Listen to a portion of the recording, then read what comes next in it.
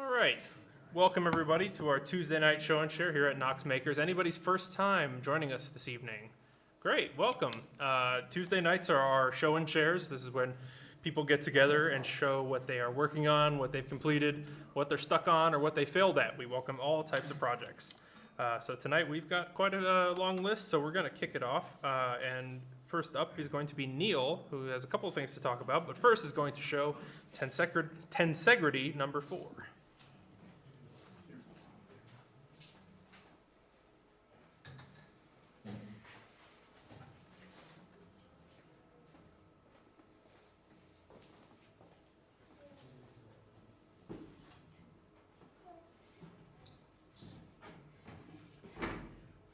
So some of you may already know that I got obsessed with tensegrities and seeing how far I could push the envelope and doing something other than the traditional tables and chairs.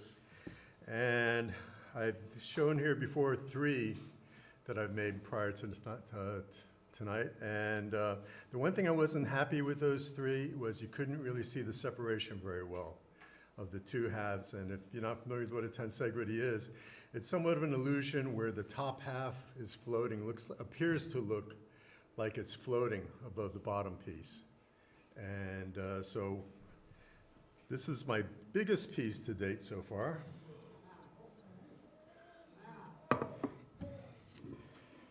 And I got a lot more separation in there, which I was happy about. And it's held up with the 4 wires, actually the 5th wire here. But there was something about it that even though it demonstrated what I wanted to demonstrate with tensegrity, it looked lacking, like it needed much more. So I put to use the WWRD method, and that's the what would Russell do? So make it a lamp. So I went back to the lathe.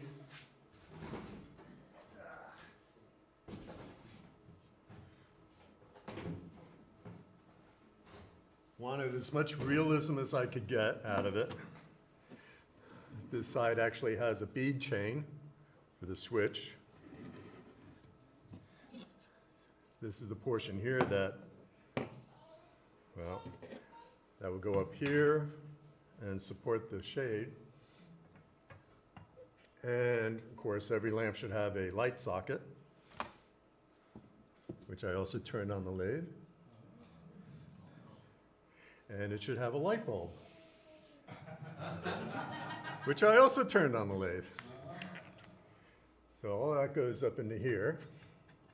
And I'm going to have to bring this down for a moment so I can see what I'm doing. The light bulb actually screws in. Don't be shocked.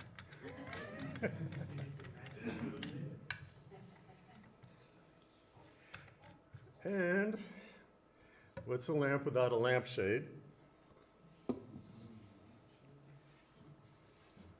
And so I turned a lampshade.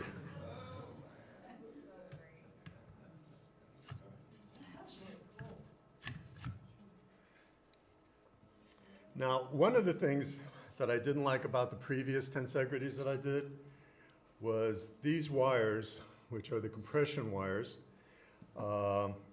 That's what really keeps it looking like it's floating. There's one wire here that's actually holding it up, but the 4 wires on the outside are the ones that are compressing it down so it actually stands. And in the previous ones, how I attached the wires would be to loop them around something and then crimp it to hold the wires in place. What I didn't like about that was you saw these loops and these crimps, which was not attractive to me. So I kept thinking, how else can this be done? And I see this one has moved around a little bit since I packed it away, but normally it stands up fairly straight. And so I came up with the idea of piano tuning pegs, which simply gets drilled a hole in the wood and it screws in. There's already a hole in it for the piano wires, and then it's just a simple piano peg key that tightens it up, and it really helps to adjust it, which is right now a little bit of out of adjustment, but close enough. And I did something similar at the bottom here at the base where I attach the wires with some furniture hardware, which are these flathead screws with a hex drive. And so that's tensegrity adventure number 4. Okay. And the other interesting feature about it that I like is it turns on.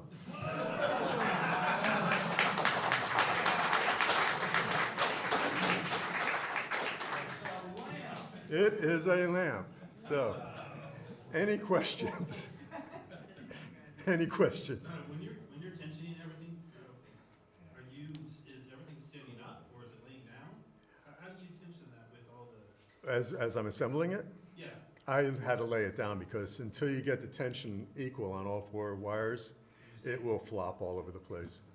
And that was the biggest problem I had with the previous tensegrities that I did, trying to get equal tension on all the wires, which was kind of a hit and miss thing. And it usually meant going through 3 or 4 sets of wires before I finally actually get it.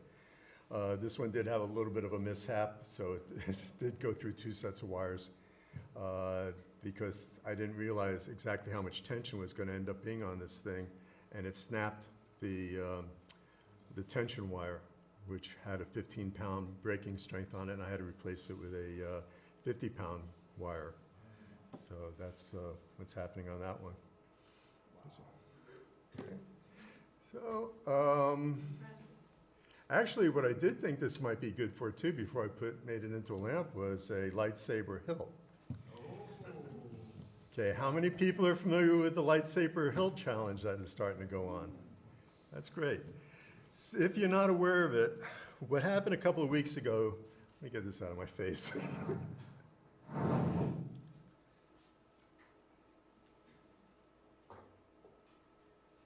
What happened a couple of weeks ago, John Dale put on Mattermost that a young man from one of the local schools was looking for someone to help him turn a hilt for a lightsaber, which was a project he's doing for school. And so I responded to that I would be more than happy to help him with it. And then a day later, a couple of other people said they wanted to work on it too. And it gave me the idea, well, this would be a great idea, a great thing to do for Knox Makers, create a challenge, see who can make a more interesting or a hilt that would stand out above the others. And originally I was going to do it just for the woodworking zone because all these people said they wanted to turn it on a lathe. And then people started sending in other emails or other entries on a Mattermost in the all-member channel. No, actually, originally I put it on the woodworking channel. And then other people started coming on and saying, well, the forge, someone at the forge wanted to make one. Then someone in machining wanted to make one. And then someone in fiber arts wanted to make it. And Sue, bless her heart, she helped out with a lot of this, and she came back and saying, you know, I didn't really think it could happen, but she Googled it and she found all these things that were made, either was it crocheting, sewing, or whatever, that were hilts, lightsaber hilts. And you really need to have a lightsaber if you're going to be a Jedi, because one of the requisites of being a Jedi is you have to make your own lightsaber, which means you have to make your own hilt. So this somewhat blossomed, and now we are working on a challenge. And how it is going to happen, there's going to be some very few and very simple rules. They will be posted. There will be a separate channel on Mattermost for the hilt challenge, so you can find it easier instead of it being across several different channels.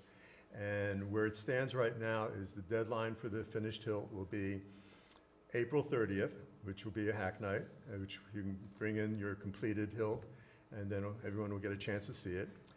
Then Isaac suggested, which I thought was a fantastic suggestion, right after the 30th is Makers Market, and have them on display there and let the public vote on them too.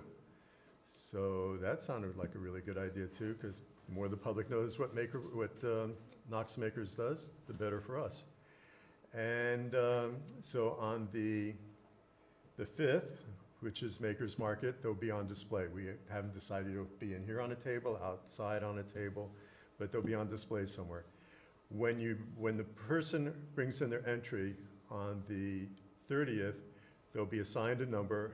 A picture will be taken of the hilt.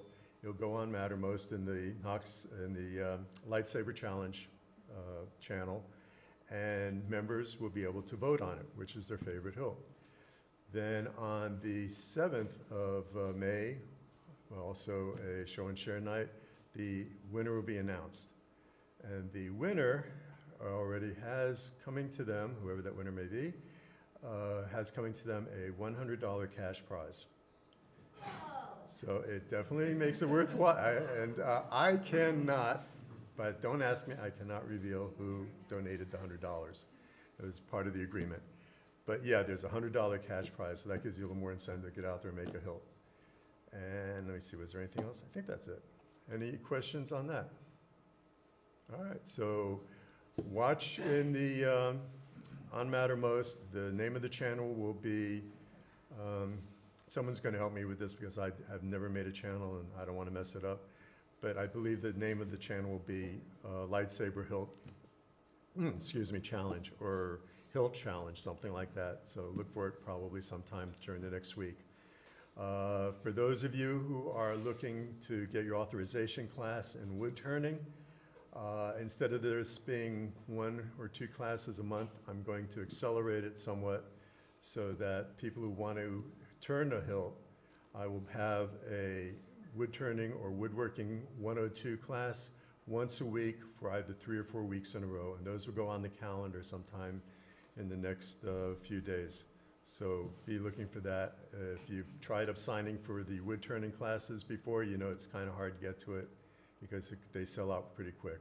So keep your eyes open for that. Have you done a 101? Pardon? Have you done a 101 class? I think Gabe is having one this week, but I spoke with Brian tonight, and we are going to forego having to take 101 before you can take the 102 class. So you will be able to take that one. Okay. That's it.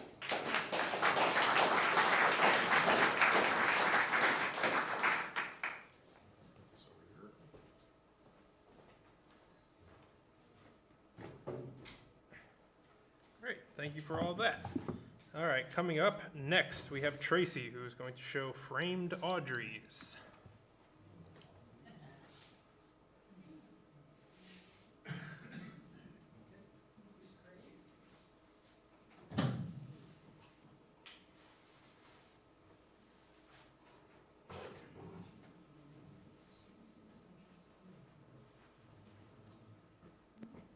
Hi. So I've been working on some entries for the Gaudy Gold Frame show at Broadway Studios and Gallery. And so this one I'm sharing is some framed Audreys. So I just thought it would be really kind of funny if this was hanging on a wall and you saw a bunch of Audreys coming out of it. The way I made it was I took a thrift store frame and had to glue it back together because it was a thrift store frame, and spray painted it and did some touch up on it. I'm not completely happy with it yet, so I'll keep working on it. Let's see if you can see that at all. So, does that kind of looks upside down to me? Yeah, okay, so that's the way it's supposed to look. So I'm not sure I'm completely happy with the Audreys. I don't think their tongues look as gooey as they could, so I'll have to figure out how to do that. Maybe some glue or something that dries on it, gives it a good slimy look. But that's it. Did you 3D print those? Oh yes, I'm sorry, I did. These are 3D printed on our Ender 3, and then I painted, cleaned them up, and that's glued in there. Little kind of like different lengths, if you can see. Well, you can see they kind of look different lengths. Well, I was trying to stagger them. Hopefully that comes across visually. This way. Any questions? Oh, I think about 18 little Audreys. Any other questions? Okay, thanks, guys.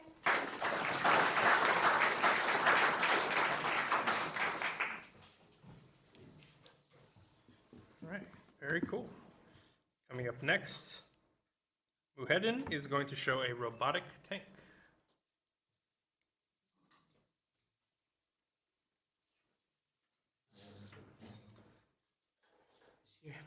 Hello, my name is Muhedin Hashani, and I am a middle schooler at Noor Academy, and this here is my project.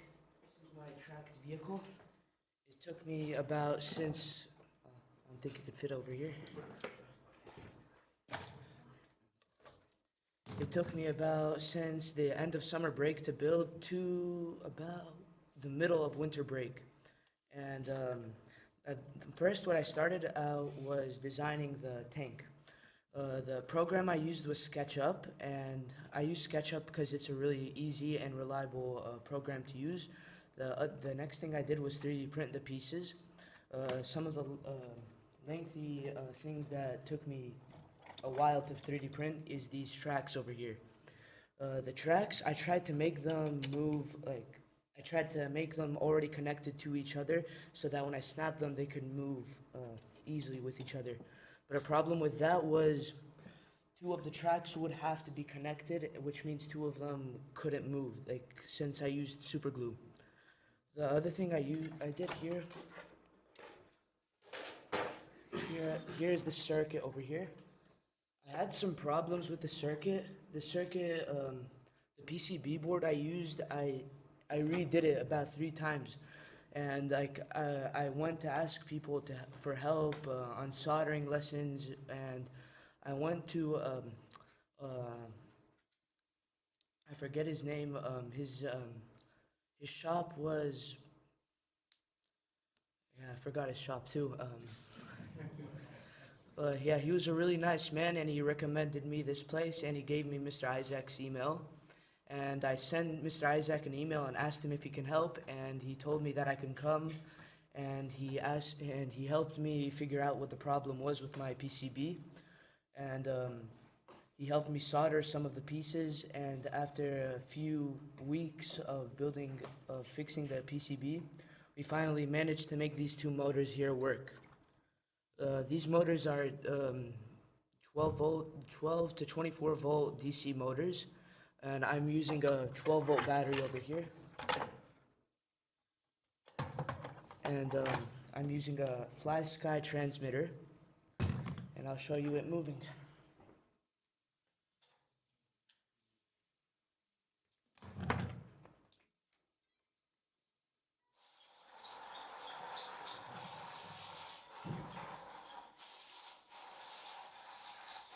It's those tracks that are stopping, that's making it hard for the tank to move.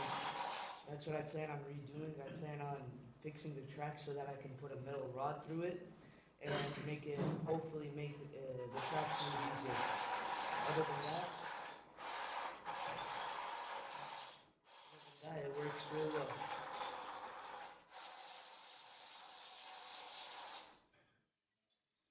And yeah, that's pretty much it.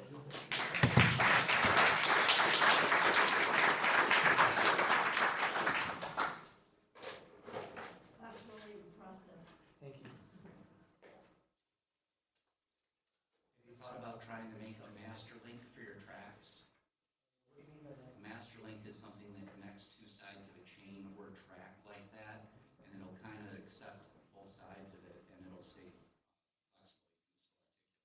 Yeah, that sounds like a good idea. Yeah, I think It's like a double-sided link. Yeah, I think I could try that. Watch band or metal watch band that has links very much like a track might be good to just look at. And it also usually comes with little. And you made those tracks, 3D printed the tracks also. Everything here I made myself. It took me a few classes, like a month and a half, to learn the program well, and I saw a video on a robotic tank, and I took inspiration from that and designed my own tank. Very nice, very nice. Very, very cool. Thank you.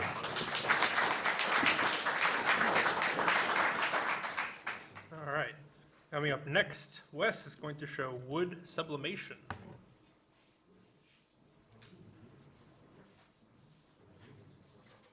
So this one is not a success like the robot tank here. It's definitely a fail, but I like to try to show off fails and stuff. Well, my goal here really is to try to figure out how I can get my designs that I make through AI onto wood, trying every conceivable option that I have. One of them is a heat press, particularly with a picture like that. The picture doesn't really mean anything to me so much. It was just a cute, funny picture that I found, and decided to try to get it onto some wood. It came out like that. So not really good at all. Unfortunately, I wonder if I could turn off the light here. Where's the light switch on this? The button that says lamp. Lamp. Oh, it's covered. Tape over it, yeah. It's tape over. That's even worse. That's a little bit better. That's better. Much better. Obviously, it didn't come out all the way. It's not perfectly flat, so I do believe that contributed to it. We also thought that maybe the moisture of the wood contributed to the ink not getting into it. I tested the wood out with a moisture meter, and it was about 4%. So I mean, that's super dry, and if I drop this, it will probably crack and break open. But it might be just the wood itself, the wood species itself. It's possible. I don't really know. So luckily, I have extra wood, and I could try different things. So that's it. Oh, questions? Yeah, is that, that was the dye-sub? Is that? Yes. That was dye-sub, so dye-sub doesn't bond over organic materials like cotton and wood very well at all. They need synthetic like rayons and polyester. For dye-sub ink to absorb, so that's probably your biggest. That's probably it.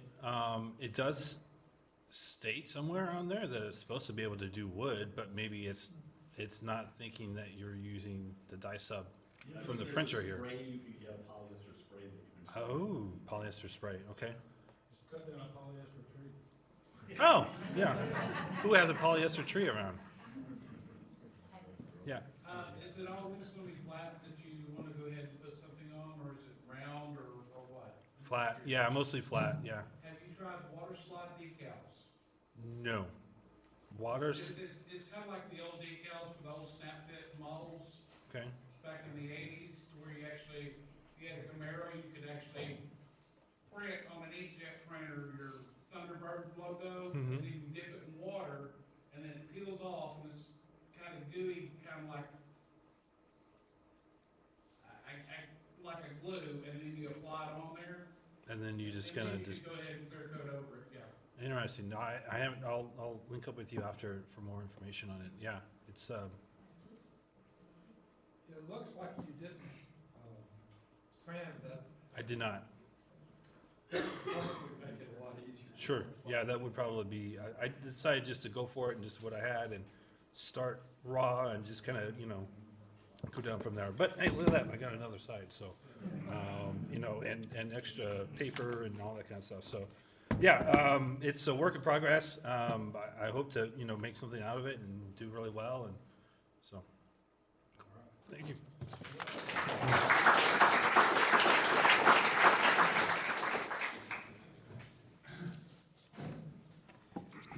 Okay, next up, Joe is going to show, not Haley's comment, Hall's comment.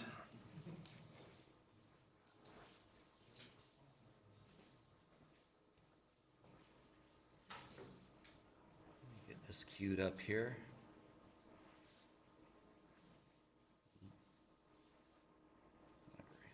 Okay. So, there's a little bit of pre-staging here, I'll admit it. Oh, I got you. I knew that would happen. I'm gonna need a shiver. Or are you not tall enough? No, not for this one.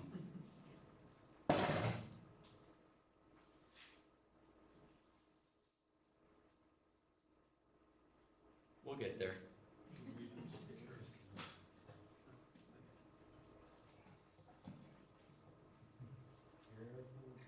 I signed the waiver.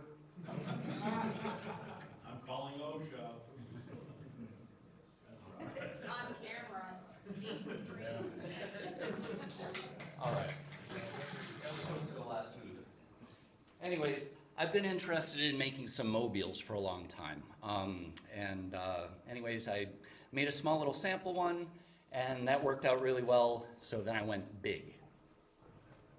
Got that over here.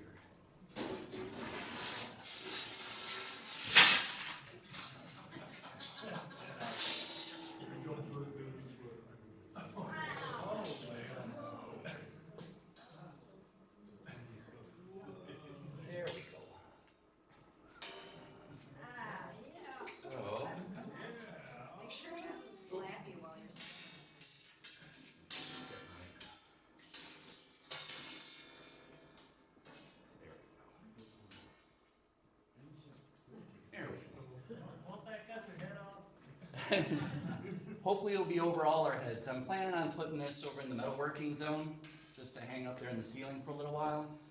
But that's why I'm calling it my Comet. I kind of thought that it had that look to it, or I was going for it anyway, where it's all trailing that way, right? But just spin there, and then I'll kind of talk about what I did. And this. All right, so those are my parts that I had made it with. I've got the steel down here, the rods, and some more steel over here. This is plasma cutting out. All these pieces were plasma cut over there with our hand plasma. To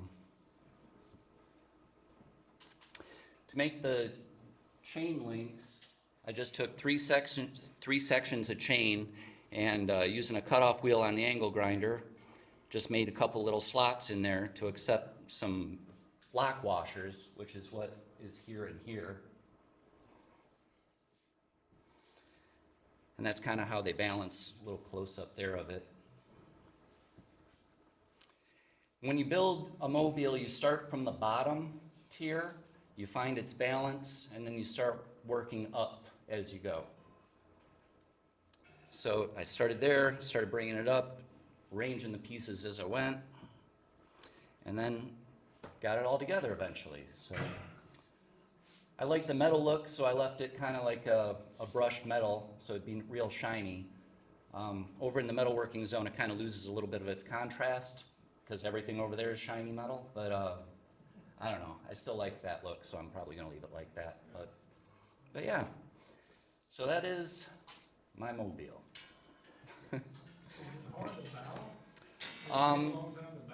No, it's really easy to balance stuff. You just basically, you can do this with anything. You can do it with a pencil or anything. You just take your two fingers and you start sliding them together, and wherever it'll find its own center that way. So when I was constructing it, I don't know if I've got pictures. Yeah, okay. So I made a little hook to hang it from as I built the tiers so that I could see how it looked, and it was hanging there. And eventually, as it started to get heavier and heavier, I used that hook to kind of help me find the center point. And then you can kind of see too, it's something that I learned as I went, is that these pieces get bent because the more you keep putting below it, the heavier it's getting on your support rods. But How much does it weigh? I can lift it, so it's not that heavy. I would guess, I don't know if it's 20 pounds, maybe. Seems heavier than it really is because it's so unwieldy. Did you clear coat the, I've not, but I'm probably going to, yeah. Using the plasma cutter, does that give you a smooth edge? No, I had to do some grinding on it. Pretty much everything in metalworking is mostly grinding. So yeah, but I had to do quite a bit of grinding, and the 2x72 belt grinders we have over there make short work out of all that. So. And you made all the chains. I didn't make the chains. The chains are bought. Yeah, and then after I put them where they needed to be, I just welded it back across the cut that I made, that slot that I had made. I filled that with some weld, so it recompleted the chains. Was there a calculation on how big to make each metal piece? No, I just kind of made them a little bit sort of relative to each other, and then the differences in the size and the weight are all made up by how far down the bar it'll go. So if you want it, if it's going to be heavier, you need something heavier, but it'll just get closer to one end or the other, and it'll eventually balance whatever it is. But yeah, I just got it close. Any other questions? Yeah. You ever gonna put it outside for a thunder or hailstorm? I just need to get the sky hook to hang it from the clouds, right? Yeah. And then shameless little plug, this Sunday, this weekend, there's going to be a scrap metal art class held over in metalworking too. There's still like 3 tickets left, I think, the last I looked. So if you're interested in starting down the road of making some metal art, there's no authorizations needed for this. You just come out, we set up the machines, and everybody just has a good time. So, thanks, guys.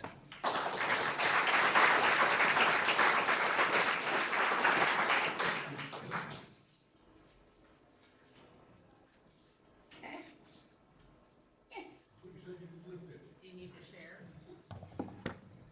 It's like it. Yeah, careful. Oh, I think that's a good trying the wrong thing. Okay, all right, there we go. Trying not to get decapitated by art here, all right. Supposed to suffer for your art. All right, thank you. Last I have on my list is Sue, who is showing hat.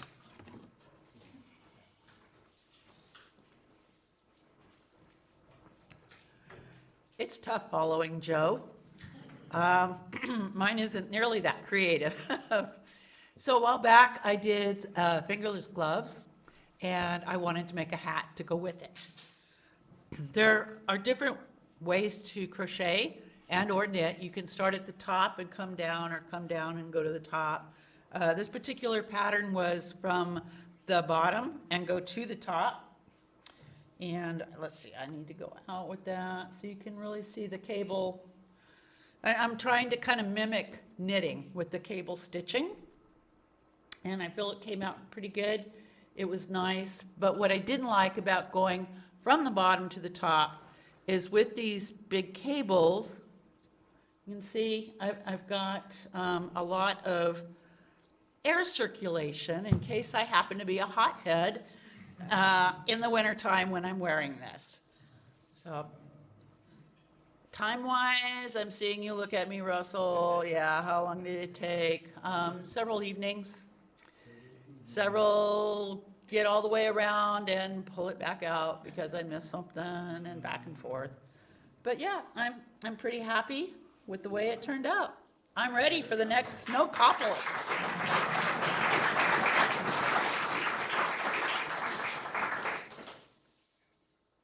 All right. That's all the names I have on my list tonight. Do we have any other shares that anybody else had that they didn't get on the list? All right, once, twice, sold. All right. We do have some classes coming up. We actually have lots of classes coming up, but most of them are sold out, so sorry. There are some classes that still, in the next few weeks, that still have tickets available. One is the Power Hammer authorization, so if you wanted to learn how to use the Power Hammer, aka Thumper, out in the blacksmithing zone, there is one more ticket left for that, last one I checked, and that is tomorrow night at 6 p.m. As Joe mentioned, this Saturday is the scrap metal art. I'll be there. I'm excited, looking forward to that. Like he said, no prerequisites, so anybody can buy tickets for that, and that is Saturday at 11. And then a special event in a couple weeks is Thursday the 15th. We're having a virtual event that'll be an electronics roundtable discussion, and that is going to be about Arduino coding tips and tricks. And so we have a panel of members who will be talking about their experiences with it. So if you are at all interested, it's going to be held on Big Blue Button, so you can register online and join in on that. And so that's kind of a special event coming up. As far as announcements go, if you noticed at the beginning or the opening of Bay 2 here, you might have seen the yellow rack. That is kind of a launching of a maker library of sorts. You might notice that there's magazines and books and patterns and stuff like that in there. So if you have maker related books that you're looking to get rid of, or you find a quarter sale somewhere and you find something that's related to anything making, consider donating it to there. I might, if you want to just leave them on a shelf, I can go ahead and sort through them. It'll be kind of a lending library where if you want to read them here in the space or take them home for a little bit or whatever, it's kind of an honor system. But yeah, I figured there's a resource library. I've put in some stained glass books in there myself, and so if you have anything that you'd like to contribute, just go out on ahead and you can let me know, and I can go ahead and make sure that they're sorted in the right place so people can find them. It's a little bit of knowledge sharing. Also, we need some volunteers to change air filters. 2 people. Can I see getting some hands for changing air filters? 212, all right, great, thank you guys. Other than that, there's no other announcements or anything to talk about tonight. So with that, we will close tonight's program and open up the workshop and just hang out. Thanks for coming, everybody.